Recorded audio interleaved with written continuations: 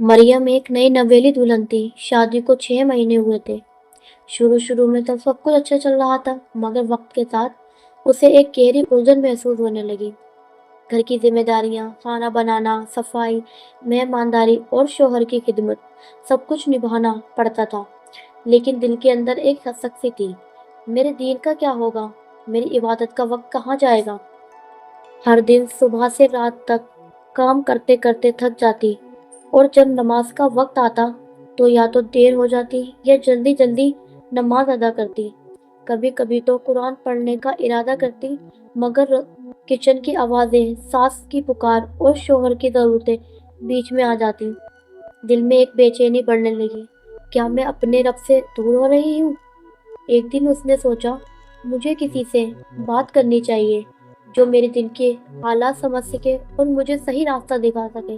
یہی سوچ کر مریم نے ایک اسلامک سائیکولوجسٹ سے ملنے کا فیصلہ کیا۔ مریم ایک سادگی بھرے کمرے میں داخل ہوئی، جہاں سامنے بیٹھی تھی ایک حجابی سائیکولوجسٹ، جن کے چہرے پر سکون، آنکھوں میں حکمت جھلک رہی تھی۔ مریم نے اپنی ساری پرابلمز سائیکولوجسٹ کے سنگ شیئر کری۔ میں چاہتی ہوں کہ میں اپنے گھر کو بھی اچھے سے سنبھالوں اور اپنے دین کو بھی، مگر لگتا ہے کہ میں کسی ایک کو کھو رہی ہوں۔ سائیکولوجسٹ نے مسکراتے ہوئے کہا، مریم، تم اکیلی نہیں ہو، بہت سی خواتین اس حالت سے گزر رہی ہیں، مگر یاد رکھو، تمہیں دین اور دنیا دونوں کا بیلنس کرنے کا علم آنا چاہیے۔ سائیکولوجسٹ نے قرآن کی آیت پڑھ کے مریم کو سنائی، جو مریم کے سیدھے دل میں اتر گئی۔ آیت کا ترجمہ تھا، میں نے جن اور انسانوں کو صرف اپنی عبادت کے لیے پیدا کیا ہے۔ سائیکولوجسٹ نے سمجھایا، مریم، عبادت صرف نماز، روزہ اور قرآن تک سیمت نہیں ہے۔ اپنے شوہر کی خدمت، گھر کو سنبھالنا، بچوں کی پرورش، یہ سب بھی عبادت ہے، اگر تمہارا ارادہ اللہ کی رضا ہو۔ انہوں نے مریم کو کچھ آسان ٹپس بتائے۔ نیت کو صحیح کرو، ہر کام شروع کرنے سے پہلے دل میں کہو، یا اللہ، یہ تیری رضا کے لیے ہے۔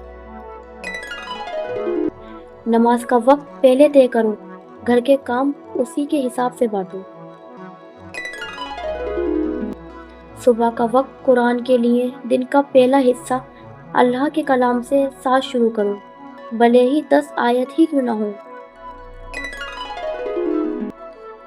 کام کرتے وقت ذکر، کھانا بناتے وقت، صاف صفائی کرتے وقت، ہر وقت اللہ کا ذکر کرو۔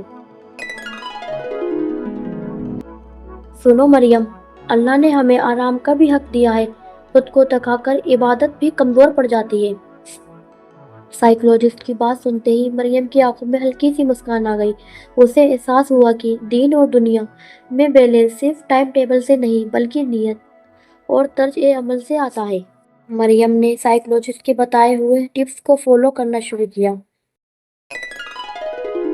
اور چند ہفتوں بعد ہی اس سے چینجز دکھنا شروع ہو گئے۔ اب وہ اپنے گھر کے کام میں، شوہر کی خدمت میں اور بچوں کی تربیت میں بزی ہونے کے باوجود بھی عبادت کرتی۔